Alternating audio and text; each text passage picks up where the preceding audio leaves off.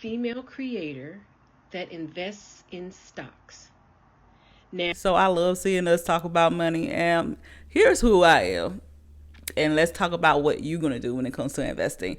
I often talk about the 5 P's when it comes to people starting to invest. The first P is for your paper. I want you to go look through your budget to determine this is what I can contribute and move or automate towards my brokerage account or my Roth IRA every payday.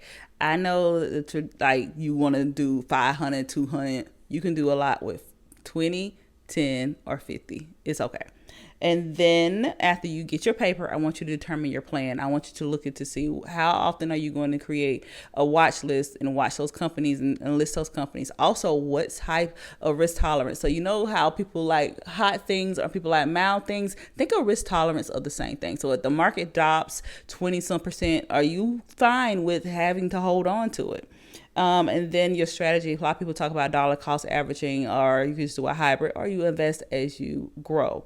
Some platforms I love. I know a lot of people talk about Robinhood. She's cute, but I love Public Invest. I've worked with them in the past. I love Fidelity. I love Charles Schwab as well as the OG Vanguard. Some picks that I have, I usually tell people to, if they're investing in a budget, do a fractional share of ETFs. Here's some ETFs that I'm loving. That's like getting a sample bag of companies, like you buying chips and you getting a bit of each, and make sure they're in the top 10. But here's some ETFs I love. You know, I love anything that got Microsoft in it, Nvidia, and these other companies.